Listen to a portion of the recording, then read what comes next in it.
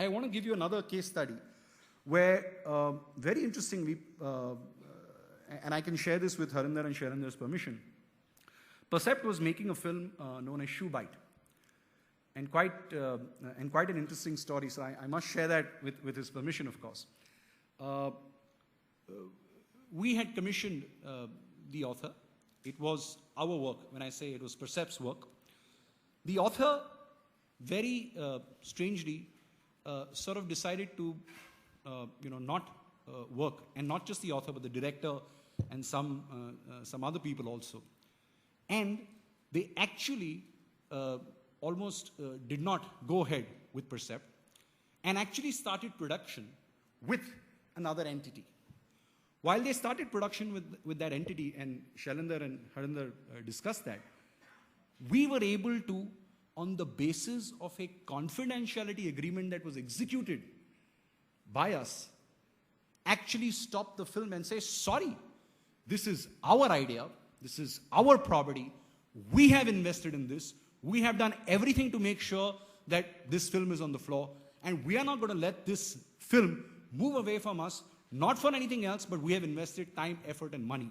And let me tell you that that film today, till today, has not seen the light of the day. And that's where it is. And this is a one-off example. This is actually, I must say this with some sense of responsibility to the amount of litigation in films that we've seen. This is perhaps one of the first and only films that actually got shelved because of a classic case of copyright infringement. And hats off. And I think in copyright, in intellectual property protection, you must have conviction and courage. What I have seen with, and again, not because they are friends, and not because I'm speaking and having lunch with them hereafter, but you must have a lot of courage and conviction to go and say that this is me, this is my property, and I want to protect it. If Percept wouldn't have done that in that litigation, somebody else would have taken that film and gone. But that became case law for next films on underlying work. Very recently, my client was sued for the film Dirty Picture for a song which is known as Ooh La La. And that song was very similar to Jitender's old song, in those South Indian films. And we were able to succeed and then say that, sorry, there isn't any similarity. We'll deposit money in court, but you can't restrain the playing of that song for the simple reason that you can't monopolize a tune. So these are divergent views, but this is exactly how it plays out. So there's a song known as Ooh La La. There's a song known as Ooy Amma, Ooy Amma. Is there similarity in the entirety of the song? Does it mean that you can't make a song which ever has the same notes? The answer is, sorry, it can be tested, but has there actually been an intent to deceive? So that is also one of the tests of infringement. A very famous film known as Sholay, and I'm going to sort of sum it up very quickly on that. One of our clients endeavored to make a remake of that film. Now, a remake of that film then went into litigation. It was quite an adventurous one, and when the clients came to us, we said, look, why didn't you go and acquire the rights? He says, all right, we went and acquired the rights, but actually the person who wanted to grant the rights just weren't relenting and didn't want to move.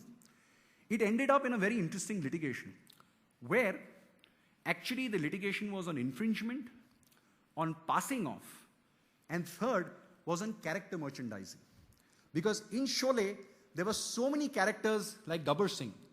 And one of the things that we argued was that, look, actually, Gabbar Singh has not created any value outside the film. So you don't know Gabbar Singh other than through Sholay. So therefore, the character has not developed any originality. The character has not developed a value outside its original field. And we were able to succeed in that interpretation. So, again, a very interesting story. And it actually happened. But eventually, on the basis of title, we had to change the title of the film. Of course, the film really bombed and became Ram Gopal Varma Ke Sholay. But what was interesting in that litigation was that actually it resulted in us requiring to change the title of the film.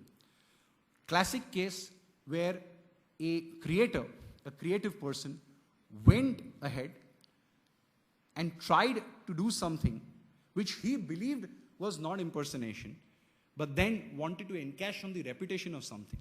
And that's not very, that's not welcomed and, appreciated by courts. The last issue is on format licensing. You see, about 5 years ago, before there was a very interesting case, and it landed up, there is a format show known as Close-Up Antakshari. The television company and the production house went into litigation.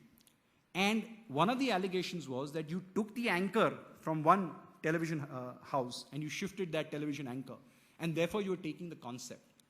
The court said, sorry, it can't be that you can have a monopoly in an Antakshari program. But if there is any novelty in your program, yes. So these are some of the examples that I could very quickly think of and give.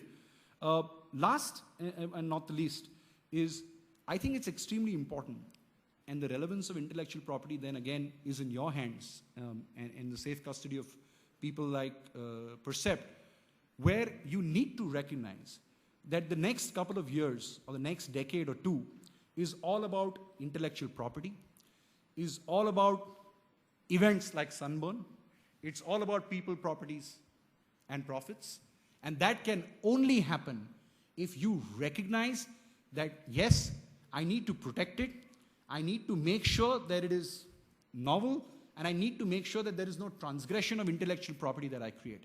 And therefore, please bank your intellectual property projects. Please ensure that your documentation is fine.